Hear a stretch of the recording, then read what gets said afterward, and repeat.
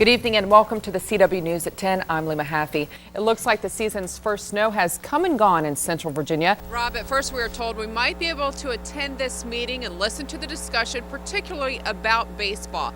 Boys in one class, girls in another. 16 years, 4 cold cases in 2 jurisdictions. But Chesterfield police say they have their man. I don't even want to think about that type of weather. I want to enjoy what we've been having the last couple days. Paul decided carving in public places could be considered graffiti, so he started searching for old bricks throughout Richmond. Since 2006, investigators have been searching for the killer of the 2 Emporia sisters.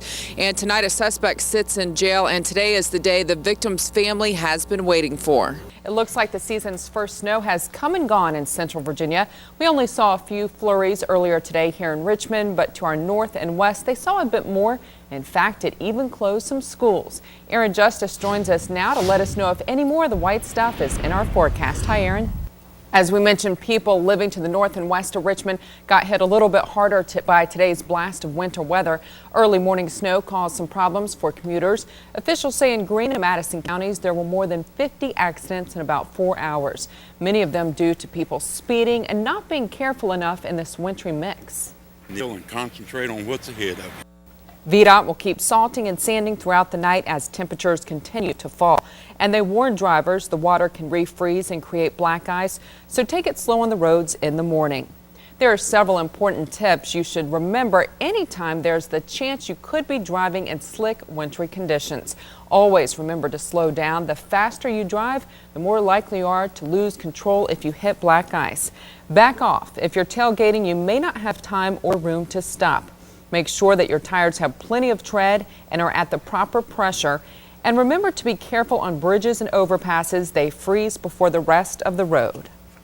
While most of us only saw a few flakes here, a severe storm has been dumping heavy snow across the Midwest. The winter weather is being blamed for 2 deaths in Wisconsin and a deadly small plane crash in Ohio. And 17 people were injured in a snow-related bus crash in Indiana. This is the same storm system that left much of the Pacific Northwest underwater earlier this week. Are Virginia's new abusive driver fees making people a little more careful on the roads? The fees, which went into place July 1st, target things like speeding and reckless driving and can run into the thousands of dollars. But according to a new report, that's not enough to scare Virginians into driving safer. Tim Trudell joins us live with more. Some people living in Dinwiddie are locking up their pets and keeping their kids inside for fear of wild dogs that have been roaming the area, terrorizing, even killing livestock. Wayne Koval tells us what's being done to stop the attacks. Good evening and welcome to the CW News at 10. I'm Lee Mahaffey. Police in 3 central Virginia counties are on the hunt for someone who's doing their holiday shopping by passing bad checks. The shifty shopper has hit stores in Hanover, Henrico, and Chesterfield.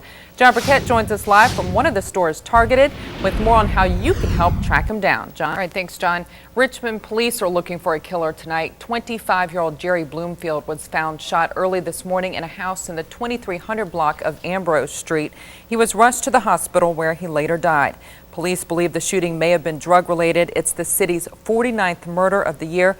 If you have any information that can help police, call Crime Stoppers anonymously at 780-1000. Law enforcement agencies from around central Virginia are expressing relief tonight, one day after their nearly 3-week manhunt for Alonzo Logan came to an end. Logan, who escaped from the Dillwyn Correctional Center on November 16th, is in isolation at the Level 5 Sussex 1 prison, where the state's death row inmates are held. It's not the most secure prison in the state, but it's closer to investigators who are still trying to figure out who helped Logan while he was on the run. And good evening, I'm Lee Mahaffey. And I'm Rick Young. A month ago, the world was shocked at the worst mass school shooting in our nation's history. Virginia Tech and this country will never be the same. One local student shot that day is sharing his story with us tonight. Colin Goddard is a bright young student with big goals for the future, and his past is constantly making him stronger. 1 month ago, Colin Goddard's life changed in an instant. His picture shown around the world after being shot 4 times in French class at Virginia Tech. His strength today, physically and emotionally, is amazing. Nothing was taken away from me because of this, so I will return to where I was before all this happened. The bullets shattered his leg, but not his life. His mother, Ann. I don't think you're defined by what's done to you. You're defined about how you react to it. He's recovering but won't soon forget that day. Nobody knew what was going on. They didn't know till the teacher looked out in the hallway and she came back in and she said, get behind your desk, get to the Call back of the room, 911. call 911. Once he entered the room, I was still on the phone with the police. I didn't want to say a word. I didn't want, obviously. So I remained quiet while the woman on the other line kept talking. And then when he came around the first time and he shot me, I dropped the phone. Oh, there's a cell phone. This is a cell phone that he's called on. We haven't had it. Investigators returned it Wednesday in a box with his belongings. Colin's unique background is helping him pull through. His mother is the president of the Christian Children's Fund. The entire family has lived abroad, spending their lives helping the less fortunate.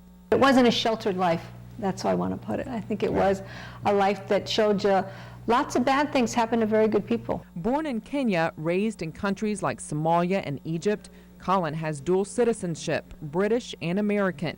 2 weeks ago, he met Queen Elizabeth during her visit to Richmond. It was a chance of a lifetime. He still has visions of April 16th. Nobody was moving. You could still hear him up and down the hallway, so it was still going on, and I was not able to move at that point. But won't let them lead his life. Next month, he hopes to be walking and living in Madagascar, doing an internship in international development. And this is my first big stepping stone, so I'm really looking forward to it. 16 years, 4 cold cases in 2 jurisdictions. But Chesterfield police say they have their man. 41-year-old William Wallace Jr., seen here, was arrested Monday and faces 4 capital murder charges. October 11th, 1990, Tony Robertson and Pauline Story were shot and killed at this Iron Bridge Food Lion. Police say Wallace and Matthew Boykins committed the crime, but police say in June 1991, Wallace killed Boykins. And police say Wallace also killed Andrew Allen in February 1991. Neighbors of William Wallace Jr. say he is a family man with children. We knocked on their door. They have no comment on the arrest. Funeral plans are now set for Reverend Jerry Falwell. He collapsed and died yesterday at his office at Liberty University. Services will take place Tuesday at Thomas Road Baptist Church, the 24,000-member church he founded in Lynchburg. And we're told Liberty's graduation is expected to go on as scheduled on Saturday. Petersburg elementary and middle school students will have to wear uniforms next year, but high school students will not. Tonight, the school board approved the controversial uniform policy. Elementary school students will start wearing them in the fall. Middle school students will start in the fall of 2008. High school students will not have to wear uniforms, but will be required to follow a strict dress code. Well, tattoos have been the rage the past decade, and there's no sign of them going out of style. That is a pretty big mistake. Can you say, call my lawyer? Yes, I would. I would too. Stephanie and Rob, anyone who lives in Richmond knows Paul DePasquale's work very well. What you don't know is his latest obsession. It's already gaining national attention, and people are paying hundreds of dollars for other people's personal body parts. Years of hard work, beginning in a backyard barn, can be seen all over Central Virginia. Arthur Ashe on Monument. Line down the right field line, down for a base hit. The Indian outside the Diamond. As sisters and brothers, I have a dream today. Martin Luther King Jr. in Petersburg. Even King Neptune at Virginia Beach. You're probably familiar with Paul DePasquale's work, but it's unlikely you've ever seen or heard of his most intriguing collection. Past the statues and spring laundry, through the bricks and fallen leaves. It's not the frozen faces or empty eyes. It is like a very odd museum. The men covered in cobwebs or milky white mermaid. Listen carefully. I've become kind of obsessed about them. Row upon row of eerily looking ears, a body part that's simply overlooked. I think that if people kept their ears covered all the time, then it would be a big deal to see somebody's ear. But they capture sounds.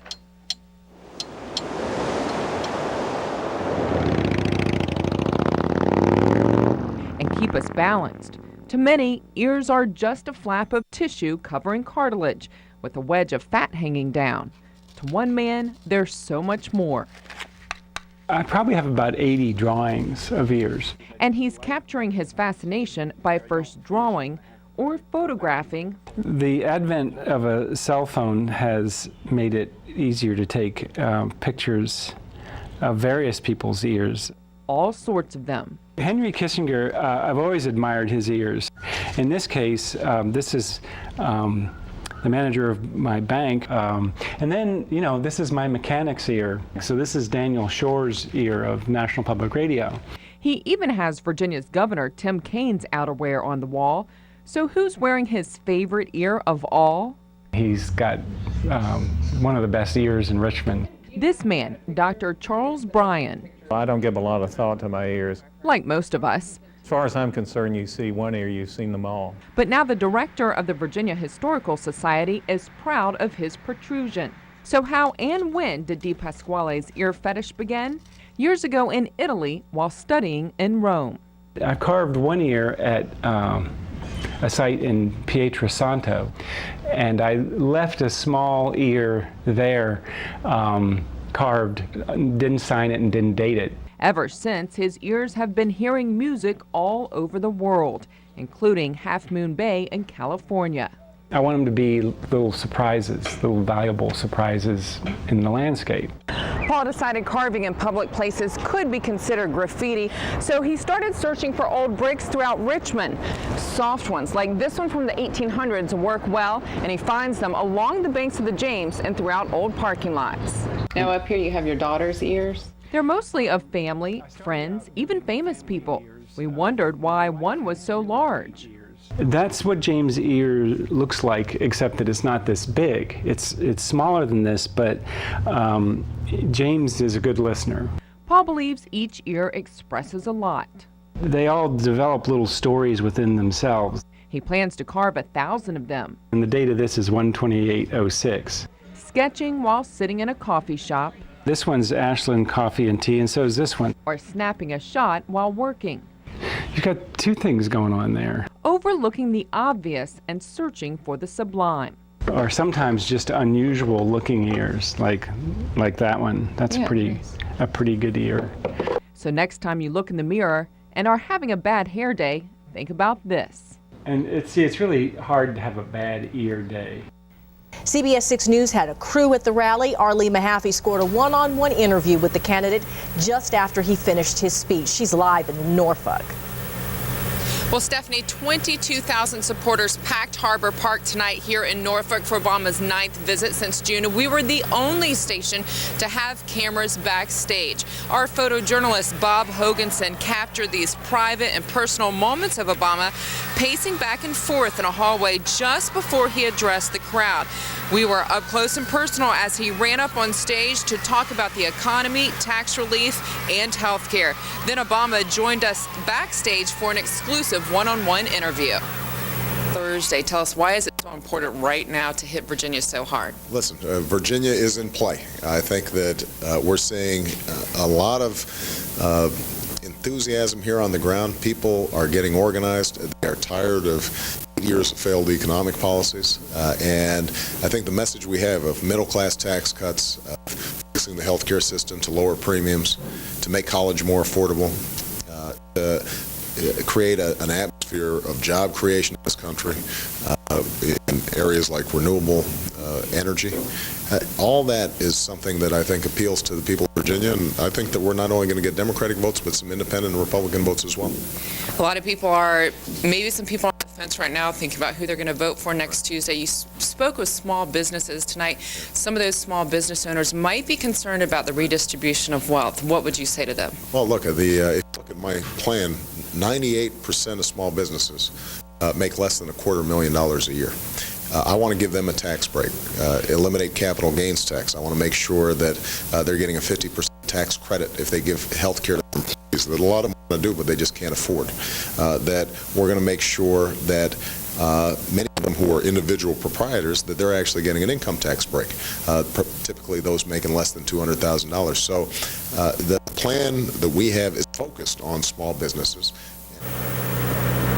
Now, it's very important for the candidates to hit Virginia hard, and Obama plans to return to Virginia Beach on Thursday. Reporting live in Norfolk, Lee Mahaffey, CBS 6 News.